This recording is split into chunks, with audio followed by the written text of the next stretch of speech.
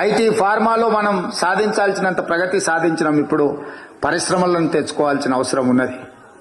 ఈ పరిశ్రమల కోసం మనకు మన state land lock state. Because of land lock state we don't have any port. అందుకే మనము డ్రై పోర్ట్ తీసుకొని మచిలీపట్నం పోర్ట్ ఒకప్పుడు నిజాం ఉన్నప్పుడు మన దగ్గరనే ఉండేది. దానికి dedicated national highway railway line వేసి ఒక డెడికేటెడ్ డ్రై పోర్ట్ తీసుకొని ఆ పోర్ట్కి ఒక కనెక్షన్ ఇస్తే మనకు భవిష్యత్తులో ఆటోమొబైల్ ఇండస్ట్రీ వేగంగా విస్తరించుకోవడానికి అవకాశం ఉంది.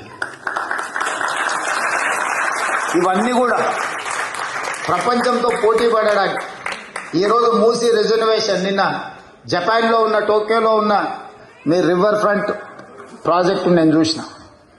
యుఎస్లో న్యూయార్క్ అండ్ న్యూజెర్సీ మధ్యలో హడ్సన్ రివర్ చూసిన. లండన్లో థేమ్ రివర్ చూసినాం. సియోల్లో చూసి వచ్చిన. ఈరోజు జపాన్లో కూడా చూసిన. నరేంద్ర మోడీ గారు గుజరాత్లో సబర్మతి రివర్ ఫ్రంట్ కట్టుకున్నాడు. ఉత్తరప్రదేశ్ వారణాసిలో గంగా నది రివర్ ఫ్రంట్ కట్టుకున్నారు. ఈరోజు ఢిల్లీలో యమునా నదిని కడతామంటున్నారు.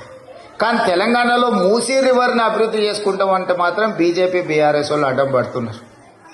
నీళ్ళు అనేది సంస్కృతికి, నీళ్ళు అనేది అభివృద్ధికి. ఎక్కడైతే నీళ్లు ఉంటాయో అక్కడ సంస్కృతి, అక్కడ నాగరికత పెరిగింది. ఈరోజు మూసీ నదిని ప్రక్షాళన చేసుకోవాల్సిన అవసరం ఉన్నది. ఈరోజు మూసీ నది ప్రక్షాళన చేస్తామన్నా, నాలాల ఆక్రమణలు తొలగించాలన్నా, చెరువులలో ఆక్రమించి కట్టుకున్న అక్రమ నిర్మాణాలను కూలగొడతామన్నా కొంతమంది అడ్డుపడుతున్నారు. మీరందరూ ఇక్కడి నుంచి చూసి ఉండొచ్చు. హైడ్రా కూలగొడుతుంది.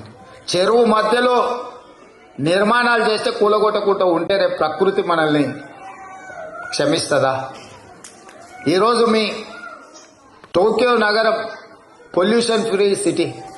మన దగ్గర పొల్యూషన్తో ఢిల్లీలో పార్లమెంట్లో, స్కూల్లో, గవర్నమెంట్ ఆఫీసులు అన్నీ మూసేసింది. అంత పెద్ద నగరాన్ని నిర్మించుకున్న తర్వాత కేవలం కాలుష్యం వల్ల ఢిల్లీ నగరమే స్తంభించే పరిస్థితి ఉంటే మనం గుణపాఠం నేర్చుకోవాల్సిన అవసరం లేదా? హైదరాబాద్ నగరాన్ని కూడా మనం అట్లనే కాలుష్యమైన నగరంగా మనం అట్లే వదిలేద్దామా? ఈరోజు మూసి ప్రక్షాళన అందుకోసమే నేను చెప్తున్నా. అందుకోసమే మెట్రో విస్తరించాలంటున్నా. అందుకోసమే రీజనల్ రింగ్ రోడ్డు నిర్మించాలంటున్నా. అందుకోసమే రేడియల్ రోడ్స్ నిర్మించాలంటున్నా. ఇవన్నీ కూడా తెలంగాణ పురోగతికి అత్యంత కీలకమైన అంశాలు. సాగునీటి ప్రాజెక్టుల నిర్మాణమే కాదు, సాంకేతిక నైపుణ్యమే కాదు, పరిశ్రమలు రావాలి, పెట్టుబడులు పెరగాలి, ఉద్యోగ ఉపాధి అవకాశాలు కల్పించాలనేదే మన ప్రభుత్వం యొక్క విధానం. అందుకే కదా తెలంగాణ రాష్ట్రం తెచ్చుకున్నది. అందుకే కదా పిల్లలు ప్రాణాలు ఇచ్చి తెలంగాణ రాష్ట్రాన్ని సాధించింది. అందుకే కదా మనం మాకు బాధ్యత ఇచ్చింది.